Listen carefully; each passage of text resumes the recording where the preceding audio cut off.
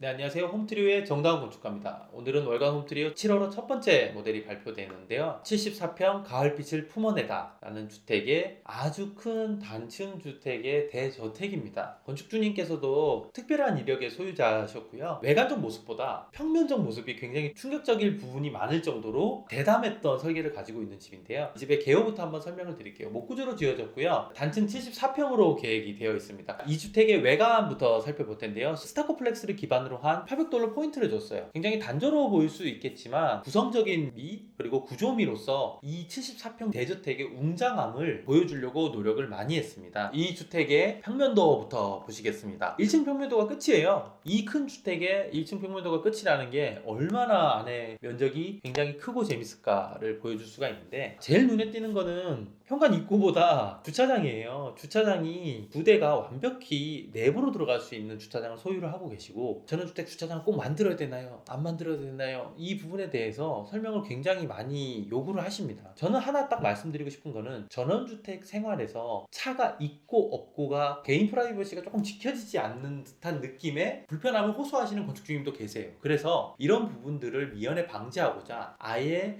건축 때부터 지하 주차장을 개설하다든지, 이 주택처럼 내부에 지하 주차장을 개설해서 쓰임새라든지 이런 것들을 완벽히 구성하시는 분들이 계세요. 저 또한도 건축 예산이 여유롭다면 집 내부에 차를 주차를 하시는 게 개인 프라이버시적인 부분에서 굉장히 장점이 많고, 차에도 세차라든지 이런 것들을 적게 하기 때문에 비용적인 측면이 점점 줄어든다라고 보시면 좋을 것 같습니다. 이 집의 현관 입구부터 설명을 드리겠습니다. 자, 북측에 보시면은 작게 현관 입구가 하나 열려 있는데, 주차장 바로 옆에 있는 현관 입구를 들어오면 굉장히 긴 면적의 현관이 설치가 되어 있습니다. 그래서 붙박이장을 설치를 해놨고, 여기서 앉아서 신발을 신을 수 있게 준비가 되어 있는데, 바로 여기서 키포인트 하나가 계단실과 연결되어 있어 보이는, 단층 주택에 계단실이 있을까? 왜 있을까? 이런 생각이 드시지만, 옆에 보시면은 하나가 열려 있게 되어 있는데, 이게 계단실이 있습니다, 안에.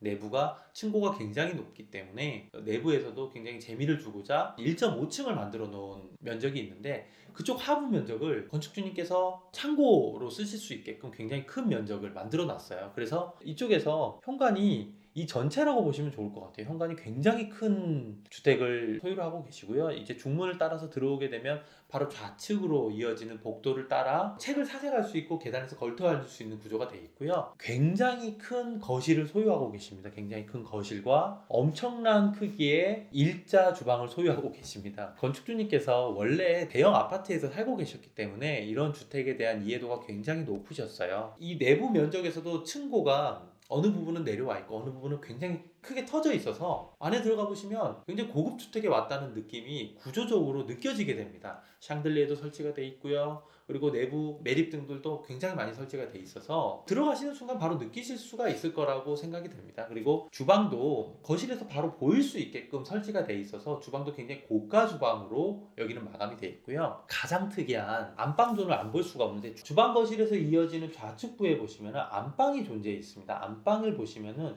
침대 면적이 왜 이렇게 좀 작지? 안방이 대단하다고 했는데, 침대 면적을 따라서 위로 한번 올라가 보시겠습니까? 드레스룸과 함께 호텔식 화장실과 전실, 드레스룸, 안방에 풀 시스템이 들어가 있다라고 보시면 좋을 것 같습니다. 이에 대한 프리미엄 대저택에 의한 설계를 완벽히 이해하지 못하는 건축주님께서는 좀 이상해 보일 수 있지만, 아파트 이제 흔히 말해 7, 80평 이상에 가게 되면 안방존이 그쪽에서만 생활해도 될 수 있을 정도로 미로같이 잘 돼 있어요. 수납도 굉장히 뛰어나고요. 그래서 이 건축주님께서도 이런 설계를 요구하셔서 땅에 맞게, 그리고 외관적 모습에 맞게끔 안방에 들어가고 나오고가 설계가 되었다는 점을 또 짚어드리고 싶고요. 현관에서 들어와서 바로 중심부 보시면은 유틸리티 룸이 설정이 되어 있는데, 이쪽에서 회의도 하시고 앉아서 그림도 그리시고 시도 쓰시고 하시려고 하시는 이 공간이 있습니다. 그래서 유틸리티 룸으로 마련이 되어 있고요. 그리고 우측으로 따라 들어가면 가족들 오셔서 사용할 수 있게끔 작은 방 하나와 작은 화장실이 있습니다. 그래서 굉장히 귀엽게 설치가 되어 있고요.